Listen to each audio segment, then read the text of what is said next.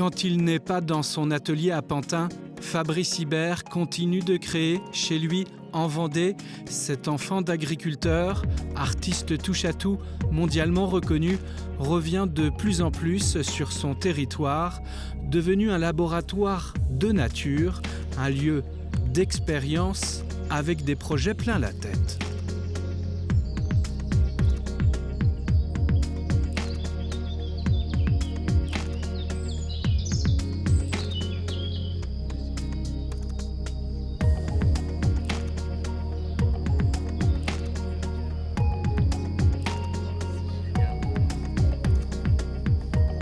Bonjour Fabrice.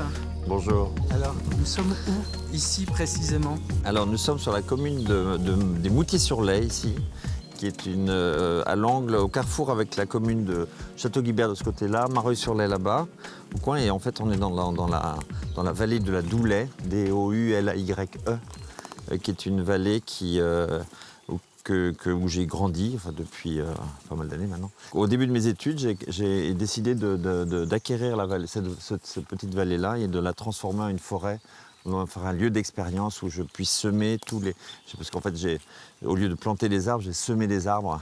Et, avec l'aide de votre papa? Avec l'aide de papa, bien sûr, qui connaissait bien les terrains et tout ça, et avec qui adorait les arbres. Et puis, au lieu de planter des arbres, je lui ai dit que ça serait bien de les semer. Donc, et il pensait que c'était pas possible, mais finalement, en insistant, on a trouvé que c'était le meilleur moyen. Et puis, quand on sème une graine, en fait, elle est beaucoup plus forte après. Donc, ça devient un arbre qui est solide, qui résiste aux intempéries, au feu, à tout ce les problèmes qui peuvent subvenir. C'est un lieu de ressourcement, c'est un lieu de souvenir pour vous qui êtes artiste, plasticien, mais aussi chercheur, entrepreneur. Venir ici, alors que votre atelier est à Pantin, venir ici, là où vous avez vos racines, c'est important. C'est très important de venir ici, parce qu'en fait, à chaque fois quand je voyage, quand je travaille, soit à Paris, soit à Pantin, soit ailleurs, au Japon ou n'importe où, à San Francisco, eh ben, en fait, j'ai besoin de retrouver en fait un rythme. Le rythme de mon fonctionnement, et en fait, je le trouve quand j'arrive ici. Dans votre petit coin de là, en fait, quand j'arrive ici, puis j'enlève mes chaussures, je mets les pieds dans la terre, la batterie se recharge immédiatement. Et j'ai toujours eu envie de partager ça. C'est-à-dire que c'est pas une chose que pour moi, c'est une chose aussi que je peux partager avec les autres. Et donc l'idée de faire une forêt, c'était pas seulement de faire un truc magnifique, tout ça, mais c'est de faire un lieu où on puisse visiter. Par exemple, on ne visite pas des champs. Par contre, on visite des forêts. Oui. Voilà. Donc la forêt, en plus, c'est plein d'informations. Il y a des essences différentes. On peut se nourrir de tout. Il y a une sorte de multiplicité en plus.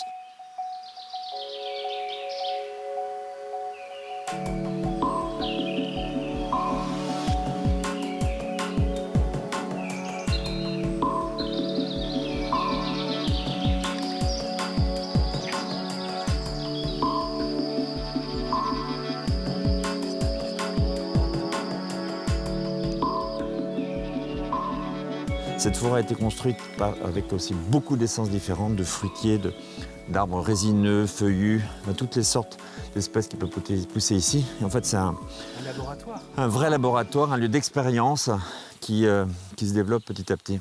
Avec des projets d'ailleurs, peut-être un festival entre musique et poésie. Voilà. En fait, l'idée, c'est petit à petit de faire venir des artistes. Il y a déjà des gens qui sont déjà venus, des artistes, et puis des amis de tout le monde entier, d'ailleurs, du Japon, de Tokyo, de Québec.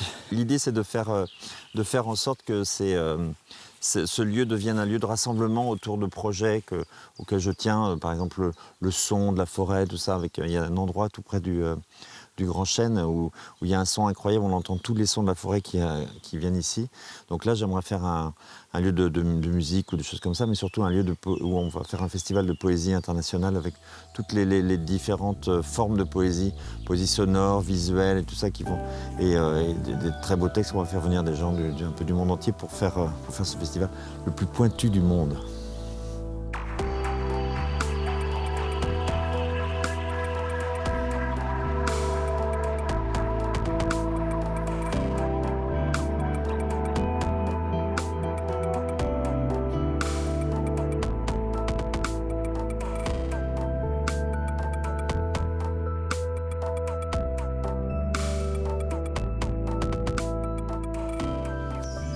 Fabrice, Oui. ici, c'est le vert qui domine. Et quand on parle de vert, ben, ça peut vous parler parce qu'on parle du vert Ibert. Ibert, votre nom de famille. Alors, Oui. c'est quoi l'histoire, hein? Alors l'histoire, en fait, c'est ma première exposition en 1986. J'avais 25 ans, ma première exposition personnelle. J'avais décidé de faire un cadeau à tous les gens qui venaient visiter l'exposition, que j'avais appelé Mutation, l'exposition. Et Mutation, parce que je mutais, je changeais d'attitude, j'étais devenu de jeune artiste ou étudiant à devenir artiste professionnel, donc c'était une mutation et j'adorais ça en fait. Et comme le mot mutation était un mot un peu négatif au niveau écologique, je me disais je vais reprendre le vert de l'écologie à ma façon et transformer une écologie beaucoup plus inventive qui intègre l'humain dans son fonctionnement. Et en fait, j'ai décidé de faire à ce moment-là toute ma communication verte et un vert le plus artificiel qui soit, le vert de la première pousse de charme au printemps. Voilà. C'est pour ça, ce vert-là.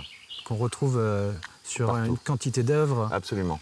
Et en fait, quand vous êtes l'hiver, je ne sais pas si vous voyez dans les marais ici, quand tout est gris, le ciel sont gris, par contre l'herbe est verte, eh c'est ce vert-là. Voilà.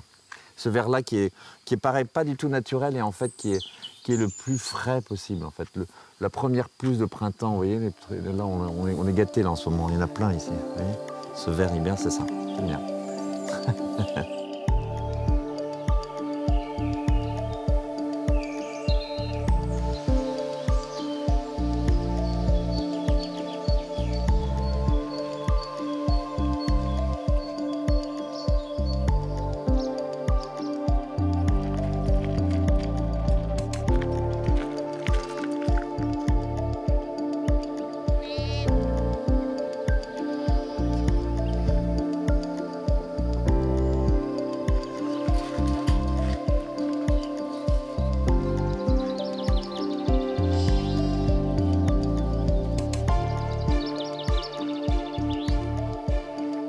Alors Fabrice, on vient de quitter la forêt, hein, Oui. semée par vos soins qui est derrière nous. Ouais, Les animaux sont pas loin, vous êtes non seulement un amoureux de la nature c'est aussi les animaux, source d'inspiration pour vos œuvres. Alors, on vous doit comme œuvre incontournable L'Homme de Bessines, une œuvre publique pour le département des Deux-Sèvres qui était importante dans votre carrière. Alors, c'est pas anecdotique, mais il y a le plus grand savon du monde, Absolument. au livre Guinness des records Absolument. aussi. Ce serait beaucoup trop long pour parler de toutes les œuvres de Fabrice, mais en tout cas, vos œuvres, on les retrouve finalement aux quatre coins du monde. Absolument. En fait, le source d'inspiration ici, c'est la vallée, quand je suis avec papa et tout ça, et qui s'est développé. Les animaux, c'était les animaux que mon père, c'est les moutons vendéens, en fait, que mon père a développé dans les années 60. C'est une race qui a été créée dans les années 60-70. Et voilà, j'ai promis à mon père que je gardais cette souche. Et en fait, ça permet aussi d'entretenir en fait toute la vallée avec les arbres et tout ça. Et mon souhait, c'est de faire en sorte que les moutons puissent accéder dans toute la vallée, dans tout le bois, tout ça. Évidemment, tous ces éléments de vie et tout ça, ça crée beaucoup d'inspiration. D'ailleurs, mon premier tableau, c'était 1 mètre carré de rouge à lèvres. Pour mesurer la beauté, parce que je trouvais ça tellement beau, le monde, il fallait le mesurer. Enfin, j'étais un peu mathématicien aussi, j'étais surtout mathématicien à l'époque. Un peu surprenant comme adolescent. Vous preniez pour un extraterrestre, je crois. Absolument, absolument. Les petits bonhommes verts, c'est moi. Et en fait, le petit bonhomme vert, quand je l'ai inventé pour la ville de Bessines, à côté de Niort, en 89, je l'ai inventé. On l'a déposé en 91, là-bas sur place. Donc il a 30 ans cette année, en fait. Il est né il y a 30 ans, et en fait, on a décidé de faire. En fait, le petit bonhomme vert, je me suis imaginé à 60 ans, c'est-à-dire cette année, en petit bonhomme et en la moitié de ma taille. Donc c'est vraiment un personnage venu de l'espace. Alors donc il est arrivé à Bessines et ensuite il a envahi le monde, en fait, comme les petits bonhommes verts. Voilà, c'est ça.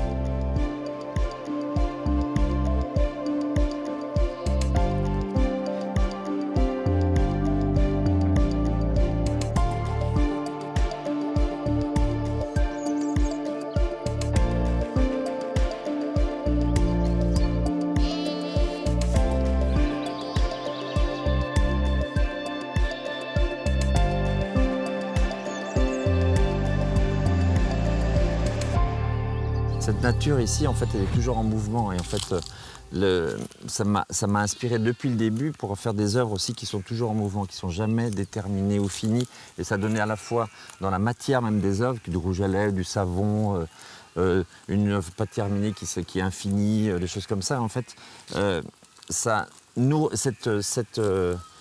de vivre à la campagne, de vivre dans la nature, en fait, dans cette prolifération permanente, en fait, ça nourrit complètement, intégralement mon œuvre, depuis le début, en fait. Et d'ailleurs, au début de votre carrière, ce sont les marais, non loin d'ici, qui vous ont inspiré, qui vous ont fait gagner votre vie quand vous étiez sur la plage pour les vendre, je crois. Absolument. En fait, pour gagner ma vie, pour payer mes études, en fait, je faisais des aquarelles. En fait, le minimum d'éléments dans la nature, en fait, je prenais un peu d'aquarelle, de l'eau et je dessinais des choses sur les papiers et j'essayais de vendre ça sur la côte. Ça marchait très bien, ça m'a fait vivre pendant 3 ans déjà. Donc c'était formidable. Puis très vite après, j'ai commencé à faire des expositions et j'ai vécu de ça depuis tout le temps, en fait. Il faut être utopique quand on est artiste, non? Il faut être un peu gonflé. Il faut être plus culotté, il faut pouvoir imaginer que tout est possible, en fait. Quand on est artiste et vendéen, c'est top. Merci beaucoup. Merci. En tout cas, Fabrice, j'étais ravi de faire votre connaissance. Ouais. Je vous souhaite plein de belles choses pour la suite. On va continuer, il y a beaucoup de choses à faire. On se reverra sans doute. Avec grand plaisir. Et quant à nous, à une prochaine fois pour un autre numéro de Chemin de Traverse.